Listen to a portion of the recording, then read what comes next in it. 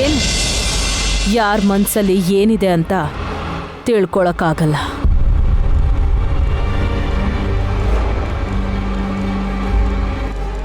ಅದು ಗೊತ್ತಾದ್ರೆ ಪಕ್ಷಪಾತ ಅಲ್ಲ, ಆಗೋದು ರಕ್ತಪಾತನೇ.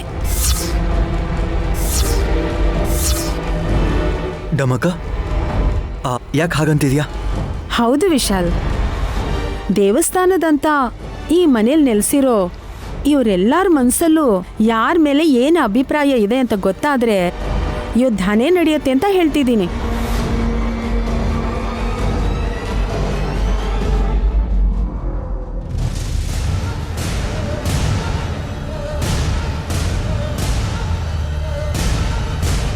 ನಿಜಾನೇ. ಚೆನ್ನಾಗಿರೋ ಮನೆಯಲ್ಲಿ ಯಾರು ಚೆನ್ನಾಗಿದ್ದಾರೆ ಹೇಳು? ಐ ಮೀನ್ ಸಂತೋಷವಾಗಿ ತೃಪ್ತಿಯಾಗಿ ಯಾರಿದ್ದಾರೆ ಅಂತ.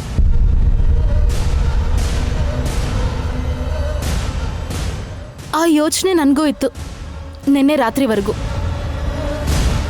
ಆದ್ರೆ ಅದ್ ನಾಳೆಯಿಂದ ಇರಲ್ಲ. ಯಾಕೆ ಸುಮ್ಮನ? ನೀನೇ ನೋಡ್ತೀಯಲ್ಲ ಅಕ್ಕ.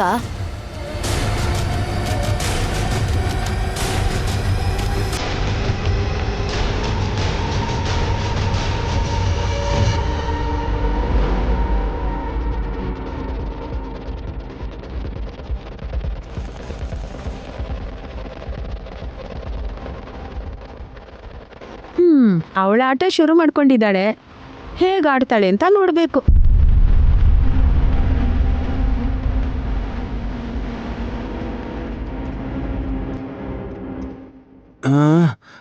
ಏಯ್ ಶ ಶ ಅಯ್ಯೋ ಅಮ್ಮ. ಏಯ್ ಶ ಹೈ ಶ ಶ ಹೈ ಶ. ಏನ್ರಿ ನೀವೇನ್ರಿ ಕಾಗೆ ಜೊತೆ ಆಟ ಆಡ್ಕೊಂಡು ಕೂತಿದ್ದೀರಾ? ಅದು ಬಡ್ಕೋತಿತ್ತಲ್ಲ, ಓಡಿಸ್ತಿದ್ದೆ. ಅದರಿಂದ ನಿಮ್ಗೇನ್ರಿ ಪ್ರಾಬ್ಲಮ್ಮು? ಅಷ್ಟಕ್ಕೂ ನಿಮಗೆ ಕ್ಲಾರಿಟಿ ಬಂತಾ ಇಲ್ವಾ? ಏನ್ ಹೇಳ್ತಾ ಇದ್ಯಾ? ನಿಮ್ ಎರಡು ಕಾಲಲ್ಲಿ ಯಾವ್ದು ಐರನ್ ಕಾಲು ಯಾವ್ದು ನಾರ್ಮಲ್ ಕಾಲು ಅಂತ. ಏಯ್, ಸ್ವಲ್ಪದ್ರಲ್ಲೇ ಸಾವಿಂದ ಪಾರಾಗಿರೋ ನನ್ ಮಗನ ಹಾಗಂತೀಯಲ್ಲೇ ನೀನು? ಇವರು ಕಾಲ್ ಚಾಚ್ಕೊಂಡು ಹೇಗ್ ಕೂತಿದ್ದಾರೆ ಅಂತ ನೋಡಿದ್ರ ನೀವು? ಲೇ, ನೋವಿದೆ ಅಂತ ಗಾಳಿಗೆ ಬಂದು ಕೂತ್ಕೊಂಡ್ರೆ ಏನೇನೋ ಮಾತಾಡ್ತಿದ್ಯಲ್ಲೇ. ನೀವೇ ಹೇಳಿ ಅತ್ತೆ, ಗಂಡಸರಿಗೊಂದು ನ್ಯಾಯ ಹೆಣ್ಮಕ್ಳಿಗೊಂದು ನ್ಯಾಯ ಇರತ್ತಾ? ಇರೋದಿಲ್ಲ. ಮತ್ ಯಾಕೆ? ಮನೆ ಹೊಸಲು ತುಳಿಯೋ ಕಾಲು ಒಳ್ಳೇದಾಗಿರ್ಬೇಕು ಅಂತ, ಪಾದ ಬಂಗಾರವಾಗಿರ್ಬೇಕು ಅಂತ ಎಕ್ಸ್ಪೆಕ್ಟ್ ಮಾಡ್ತೀರಾ? ಈಗ ನಿಮ್ ಮಗನ್ ಕಾಲ್ಗೆನೆ ಬುಲೆಟ್ ಬಿದ್ದಿದೆ, ಅದಕ್ಕೆ ನಾನೇನ್ ಹೇಳ್ಬೇಕು? ಏಯ್, ಕಿರಿಕಿರಿ ಮಾಡ್ದೆ ಹೋಗು, ನಾವೇನೋ ಮಾತಾಡ್ಬೇಕು. ನನ್ ತಾಳಿನ ಕಿತ್ತಾಕಕ್ ನೋಡ್ದವ್ರು ಯಾರು ಅಂತಾನೆ ತಾನೇ ನಿಮಗ್ ಡೌಟ್ ಇರೋದು? ಹೌದು. ಕ್ಲೂ ಇದೆಯಾತೆ? ಇಲ್ಲ. ನಾನೇ. ಏನೋ ಶಾಕಲ್ಲಿ ದಿಢೀರ್ ಅಂತ ಎದ್ದೇಳಕ್ ಟ್ರೈ ಮಾಡಿದ್ರೆ ಮುಕ್ಕರ್ಸ್ಕೊಂಡ್ ಬೀಳ್ತೀರಾ, ಹುಷಾರು. ನೀನಾ ವಲ್ಲಭನ್ಗೆ ಶೂಟ್ ಮಾಡಿರೋದು? ಹೋಗಿಬೇಕಾದ್ರೆ ನನ್ ಗಂಡನ್ ಜೀನ್ಸ್ ಪ್ಯಾಂಟೇ ಎತ್ತಕ್ಕಾಗಲ್ಲ, ಅಂಥದ್ರಲ್ಲಿ ರಿವಾಲ್ವರ್ ಎತ್ತಕ್ಕಾಗತ್ತಾ? ನೀನೇ ಅಲ್ವೇನೆ ನಿನ್ ತಾಲೆ ತೆಗಿಬೇಕು ಅಂತಿದ್ದೀನಿ ಅಂತ ಹೇಳಿದ್ದು? ಯಾ ಕೆಲ್ಸ ಮಾಡ್ಬೇಕಾದ್ರೆ ಮಂಗಳಸೂತ್ರ ಏನೋ ಸ್ವಲ್ಪ ಸಿಕ್ಕಾಕೊಂಡು ಆಚೆ ಬಂತು. ಅರ್ಧಮರ್ಧ ಕೆಲ್ಸ ಅಂದ್ರೆ ನನಗಿಷ್ಟ ಇಲ್ಲ ಅಂತ ನಿಮ್ಗೆ ಗೊತ್ತು. ತೆಗೆದ್ಬಿಟ್ಟು ಬೇರೆ ಆರ್ಡರ್ ಕೊಟ್ಟಿದ್ದೀನಿ, ನಾಳೆ ಬರುತ್ತೆ ಬಿಡಿ. ತಾಳಿ ಅಂದ್ರೆ ನಿನ್ಗಷ್ಟು ಕೇವಲ ಆಗೋಯ್ತಾ? ಹಾ, ತಾವು ಡೀಪ್ ಫ್ರೀಸರಲ್ಲಿಟ್ಟು ತಣ್ಣಗೆ ನೋಡ್ಕೋತೀರೇನೋ ಮತ್ತೆ. ತಮಾಷೆ ಮಾಡಬೇಡ. ಏನ್ ಹೇಳ್ಬೇಕು ಅನ್ಕೊಂಡಿದ್ಯೋ ಸರಿಯಾಗಿ ಹೇಳು. ಗಂಗಾಧರ ಮಾವ ಅಂದ್ರೆ ನನ್ ಗಂಡನ್ ಮೊದಲನೇ ತಂದೆ ಕಟ್ಟಿರೋ ತಾಳಿ ಎಲ್ಲಿದೆ? ಗೊತ್ತಿಲ್ಲ. ಯಾವತ್ತೋ ಮಾರ್ಕೊಂಡ್ ಬಿಟ್ಟಿರ್ಬೇಕು ಬ್ರೋ. ಮಾಮ್, ನಿಜನಾ ಮಾಮ್? ಹೌದು. ಇವಳೇನೋ ನೋಡಿರೋ ಹಾಗೆ ಹೇಳ್ತಿದ್ದಾಳೆ. ಎಕ್ಸ್ಕ್ಯೂಸ್ ಮೀ, ವಿಶಾಲ್ನ ಸ್ವಂತ ಅಪ್ಪ ಅಂದ್ರೆ ನಿಮ್ ಎರಡನೇ ಗಂಡ ನಿಮ್ಮನ್ನ ಮದ್ವೆ ಮಾಡ್ಕೊಂಡಿದೀನಿ ಅನ್ನೋ ಸಾಕ್ಷಿಗೆ ಬೆರಳಿಗೆ ಹಾಕೊಳಕ್ಕೆ ಅಂತ ಡೈಮಂಡ್ ರಿಂಗ್ ಕೊಡ್ಸಿದ್ರಲ್ವಾ, ಅದ್ ಎಲ್ಲಿದೆ?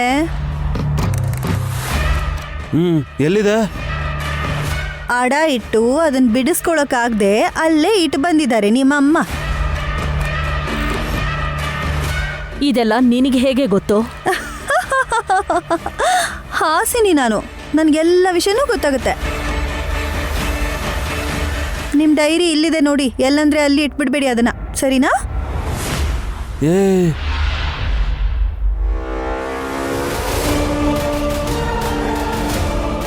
ಇದ್ರಲ್ಲಿ ಬರ್ತಿರೋದನ್ನ ಓದಿ ಹೇಳಿದಾಳೆ. ಎಲ್ಲ ಓದ್ಬಿಟ್ಲಾ ಹೇಗೆ?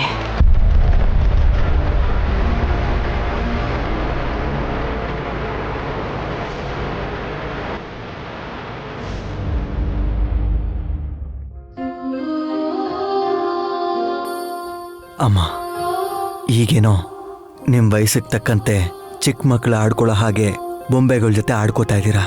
ಯಾವಾಗ ತಿಲೋತ್ತಮ ಮಾಮು ಒಂಟಿಯಾಗಿ ಕಾಣಿಸಿದ್ಲೋ ಆಗ ಅವಳನ್ನ ಮುಗಿಸ್ಬೇಕು ಅಂತ ಪ್ರಯತ್ನ ಮಾಡ್ತೀರಾ.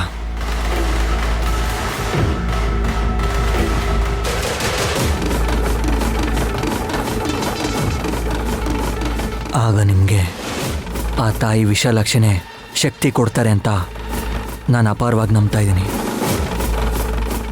ನೀವು ಶತ್ರು ಸಂಹಾರನ ಖಂಡಿತವಾಗ್ಲೂ ಮಾಡ್ತೀರಾ ಅಂತ ನನಗೆ ಗೊತ್ತು. ತಿಲೋತ್ತಮ ಮಾಮ್ಗೆ ಸಹಾಯ ಮಾಡೋರನ್ನ ಶಾಶ್ವತವಾಗಿ ಮುಗಿಸ್ಬಿಡೋಣ ಅಂತ ನಾನು ಅಂದ್ಕೊಂಡೆ, ಆದರೆ ಆಗಲಿಲ್ಲ. ಯಜಮಾನ್ರೆ,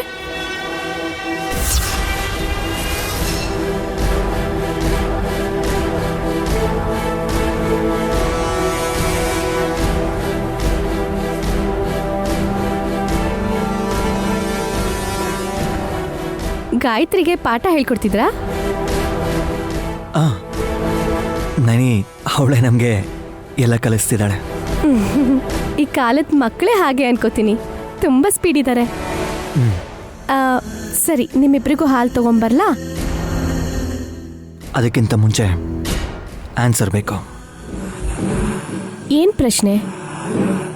ಇದಕ್ಕೂ ಮುಂಚೆ ಕೇಳಿದ್ನಲ್ಲ, ವಲ್ಲಭನ್ಗೆ ಯಾರು ಶೂಟ್ ಮಾಡಬೇಕು ಅಂದ್ಕೊಂಡ್ರೋ ಹೇಳು ಅಂತ ಕೇಳಿದ್ನಲ್ಲ. ಸೈಲೆನ್ಸ್. ಯಾಕಮ್ಮ? ಏನ್ ಹೇಳ್ತಾರೋ ಕೇಳಿಸ್ಕೊಳ್ಳಿ ಚಿಕ್ಕಪ್ಪ, ವಿಷಯ ಇಂಟ್ರೆಸ್ಟಿಂಗ್ ಆಗಿದೆ ಅಲ್ಲಿ. ನೈನಿ ಹೇಳು.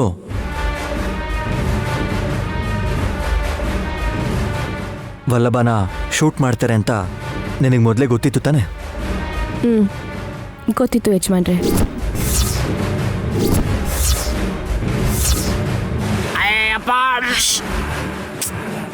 ಕಾಪ್ರಿ ಮಾಡ್ಕೊಳ್ದೆ ಕೇಳಿಸ್ಕೊಳ್ಳಿ ಅಂತಿದ್ದಕ್ಕೆ ಕೇಳಿ.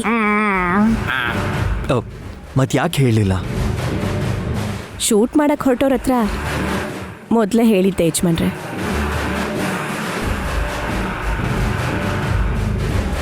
ವಲ್ಲಭನ್ ಶೂಟ್ ಮಾಡಿದವ್ರ ಜೊತೆ ನೈನಮ್ಮ ಮಾತಾಡಿದಾಳ.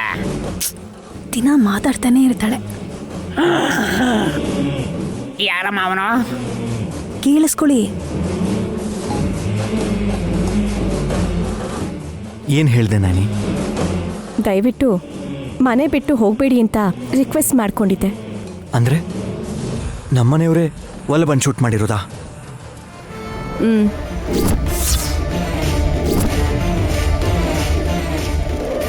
ಯಾರು? ಹಾಸಿನಿ ಅಕ್ಕ.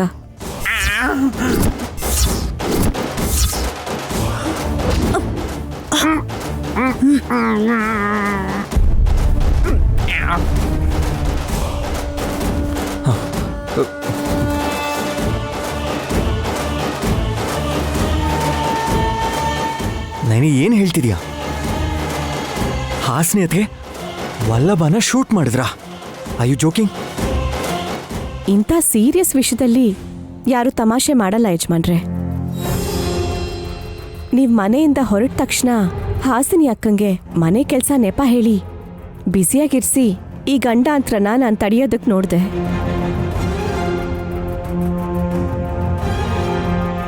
ಆದ್ರೆ ಯಾವಾಗ ಹೋದ್ರು ಅಂತ ನಂಗೆ ಗೊತ್ತಾಗ್ಲಿಲ್ಲ.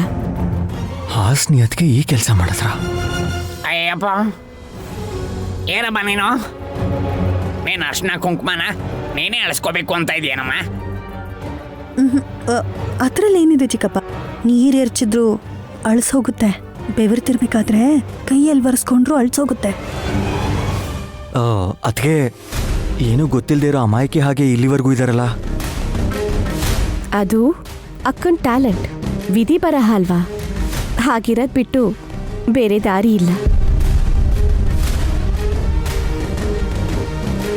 ಹಾಸಿನಿ ಅಕ್ಕ ನನ್ನ ಮಾತನ್ನ ನಂಬಿಟ್ಲು.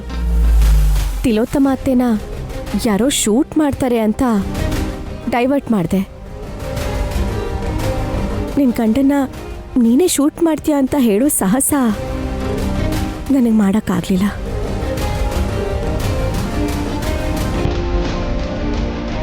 ಯಾಕಂದ್ರೆ ಹಾಸಿನಿ ಅಕ್ಕ ಅಂದರೆ ನನಗೆ ತುಂಬ ಇಷ್ಟ ಯಜಮಾನ್ರೆ.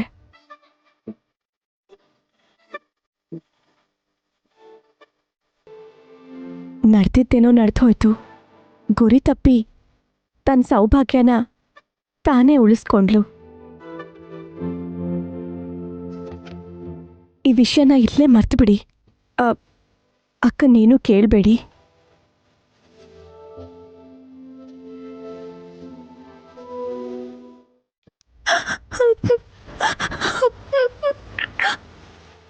ಏನು ನಡೀತಿದ್ಯಮ್ಮ ಇಲ್ಲಿ? ನೇಣಿ ಅಂದ್ರೆ ನನಗೆ ತುಂಬಾ ಇಷ್ಟ ಚಿಕ್ಕಪ್ಪ. ನಿನ್ ಪ್ರಾಣ ಆದ್ರೆ ಓಕೆನಮ್ಮ. ಯಾರ ಪ್ರಾಣ ಯಾರು ತೆಗಿತಾರೋ ಏನು ಅರ್ಥ ಆಗ್ತಾ ಇಲ್ಲ. ನನ್ನ ಗಂಡಂಗೆ ಏನ್ ಬೇಕಾದ್ರೂ ಆಗ್ಲಿ, ಆ ನಮ್ ನೈನಿ ಚೆನ್ನಾಗಿರ್ಬೇಕು, ಅವಳ ಗಂಡ ವಿಶಾಲ್ ಚೆನ್ನಾಗಿರ್ಬೇಕು. ಈ ರೇಂಜ್ಗೆ ತ್ಯಾಗ ಮಾಡೋರು ನೀನೇ ಅನ್ಸತ್ತಮ್ಮ.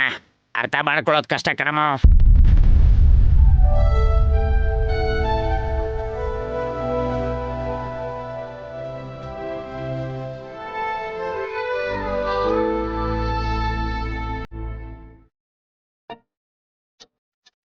ಅಂಬಾ, ಶಿವಶಂಭೋ, ಪರಮೇಶ್ವರಿ ಜಗನ್ಮಾತೆ, ನಿಮ್ಮ ಆಗಮನವೇ ನಮಗೆ ಸಂತೋಷದಾಯಕ. ಬೆಳಗ್ಗೆನೆ ಶುರು ಮಾಡ್ಕೊಂಡಿಯನಯ್ಯ. ಅಮ್ಮ ಬರ್ತಾ ಇದ್ದಾಳೆ ದುರ್ದು ಮಾತೆ. ಎದ್ದೇಳಿ, ಎದ್ದು ನಿಂತ್ಕೊಳ್ಳಿ. ಯಾರು ಆ ಮಾಯಾವಿ ಹುಡುಗಿನ? ಅವಳು ಬರ್ತಾಳೆ ಅಂತ ನಿಂತ್ಕೊಂಡು ಅವಳು ಕೈ ಮುಗ್ದು ಬೇಡ್ಕೋಬೇಕಾ? ಕೇವಲ ನಮಸ್ಕಾರ ಮಾಡಿದ್ರೆ ಸಾಕಾಗೋದಿಲ್ಲ ಇವತ್ತು.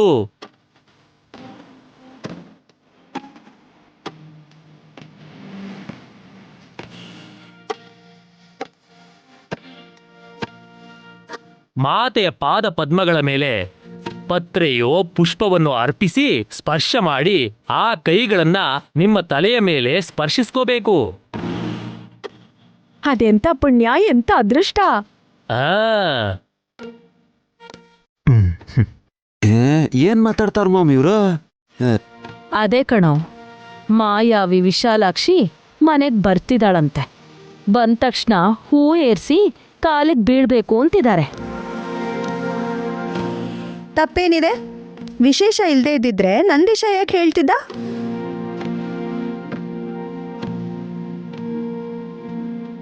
ನಿಜ ಹೇಳಬೇಕು ಅಂದ್ರೆ ಅಮ್ಮನ ಪಾದವನ್ನ ನಾವು ಜನ್ಮ ಇರೋವರೆಗೂ ಸ್ಪರ್ಶಿಸ್ತಾನೇ ಇರಬೇಕು.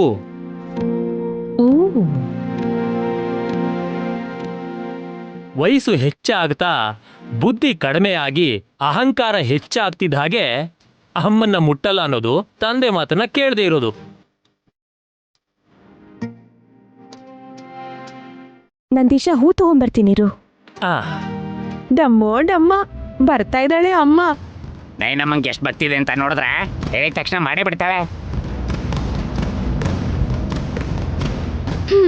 ಭಕ್ತಿ ಅಲ್ಲ, ಮೂಢನಂಬಿಕೆ. ಯಾವ ಹೊತ್ತದಲ್ಲಿ ಯಾವ ಹಾವು ಇದೆಯಾ ಅಂತ ಒಳಗಿರೋ ಭಯದಿಂದ ಮಾಡೋಂಥ ಕೆಲ್ಸಗಳನ್ನೆಲ್ಲ ನಮ್ಮ ಅಕ್ಕಂಗೆ ಪರಮ ಭಕ್ತಿ ಅಂತ ಬಿರುದು ಕೊಟ್ಟು ತಪ್ಪು ಮಾಡ್ತಿದ್ದೀರಾ.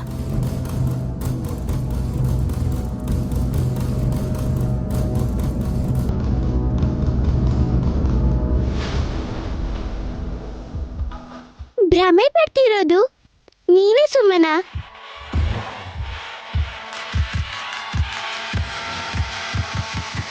ಅಮ್ಮ ಬಂದ್ಬಿಟ್ಲು.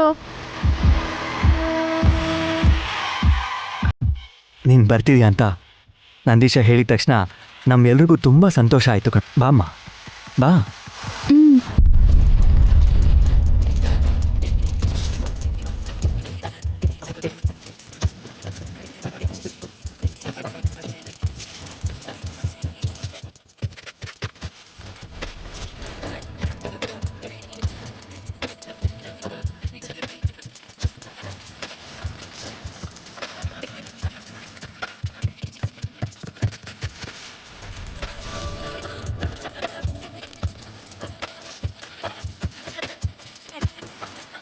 ಅಯ್ಯೋ, ಪಾದಕ್ಕೆ ಮೆತ್ಕೊಂಡಿರೋ ಅರ್ಶನ ಇನ್ನೂ ಒಣಗಿಲ್ಲ ಅನ್ಸುತ್ತೆ. ಹೆಜ್ಜೆ ಗುರುತು ಬೀಳ್ತಿದೆ ವಿಶಾಲಾಕ್ಷಿ.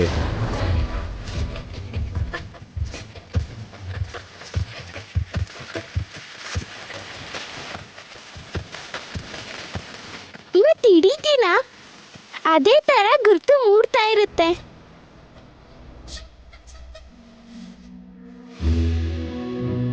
ಭಕ್ತರಲ್ಲ ಅಷ್ಟೊಂದು ಗೌರಿ ಪೂಜೆ ಮಾಡಿರೋದಕ್ಕೆ ಈ ತರ ಆಗ್ತಾ ಇರೋದು.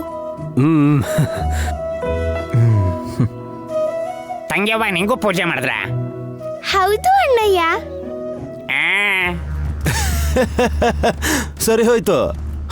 ಸದ್ಯ ಅವಳನ್ನ ಕೂರಿಸಿ ಅಭಿಷೇಕ ಮಾಡಿದ್ರು ಅಂತ ಹೇಳಲಿಲ್ಲ.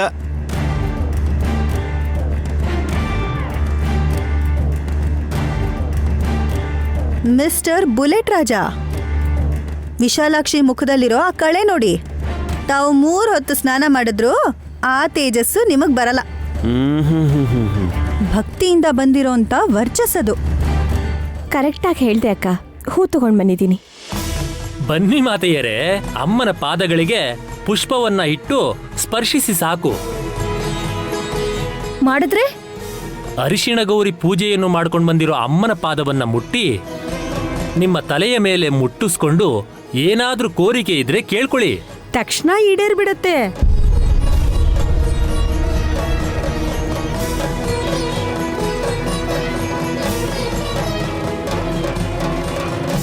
ಬೇಡ್ಕೆನ ತೀರಿಸ್ತಾಳ ಮಾಯಾವಿ ಹುಡುಗಿ.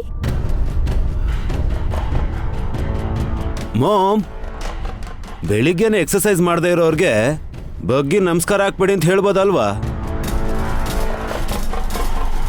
ವಲ್ಲಭ,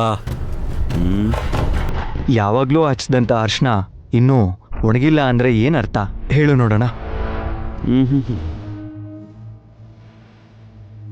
ಇವಾಗ ಹಚ್ಕೊಂಬಂದಿರೋದಕ್ಕೆ ಹಸಿ ಆಗಿರ್ಬೋದು.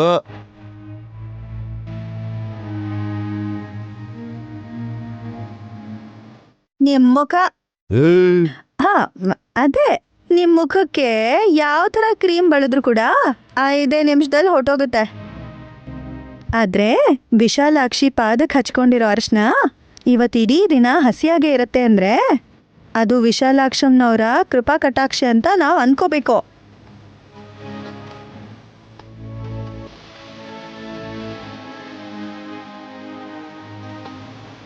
ಅಮ್ನೋರೇ ಬಂದಿದ್ದಾಳೆ ಅಂತ ಅನ್ಕೊಳ್ಳಿ. ಆಯ್ತಾಯ್ತು, ಇನ್ಯಾಕ್ ತಡ? ಹೋಗ್ ಕಾಲಿಗೆ ಬೀಳಿ. ನೋಡಿ ಅವಳನ್ನ, ಯಾವಾಗ ನೋಡಿದ್ರು ಇಷ್ಟೇ ಆಯ್ತು. ಸುಮನ, ಪುಣ್ಯಕ್ಷೇತ್ರಕ್ಕೆ ಹೋಗಿ ಬಂದಿರೋರ ಹತ್ರ ಆಶೀರ್ವಾದ ತಗೊಂಡ್ರೆ ಮಾತ್ರ ನಮಗೂ ಕೂಡ ಆ ಕ್ಷೇತ್ರ ದರ್ಶನ ಮಾಡಿದ ಪುಣ್ಯ ಬರುತ್ತೆ. ಅಂಥದ್ರಲ್ಲಿ ನಿತ್ಯ ಪೂಜೆಲೆ ಮುಳುಗಿರೋ ವಿಶಾಲಾಕ್ಷಿಗೆ ಇವತ್ತು ಪಾದ ಪೂಜೆ ಮಾಡಿದ್ರೆ ತಪ್ಪೇನಿಲ್ಲ.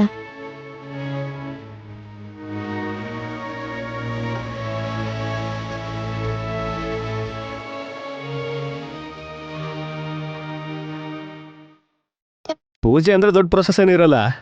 ಒಂದು ಹೂ ಬಿಟ್ಟು ನಮಸ್ಕಾರ ಮಾಡೋದಷ್ಟೇ. ಇವಳ ಕಾಲೇನಾದ್ರೂ ಟಚ್ ಮಾಡಿದ್ರೆ ಅವಳ ಆಯಸ್ಸೆ ಕಡಿಮೆ ಆಗತ್ತೆ.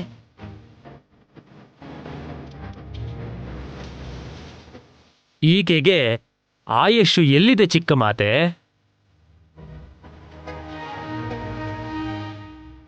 ಅಂದ್ರೆ ನೀವಾಗ ಆದಷ್ಟು ಬೇಗ ಕೈಲಾಸಕ್ಕೆ ಹೋಗ್ತಾಳ? ವಲ್ಲಭ, ಏನು ಮಾತಾಡ್ತಿದ್ಯಾ? ಅವ್ರ ಅಮ್ಮನ ಬಗ್ಗೆ ನಂದೀಶ ಹೇಳಿರೋ ಮಾತನ್ನೇ ಕೇಳ್ತಾ ಇದ್ದಾನೆ. ಆದಿಯೇ ಇಲ್ಲದೆ ಇರೋ ಅಮ್ಮನಿಗೆ ಅಂತ್ಯ ಎಲ್ಲಿರುತ್ತೆ?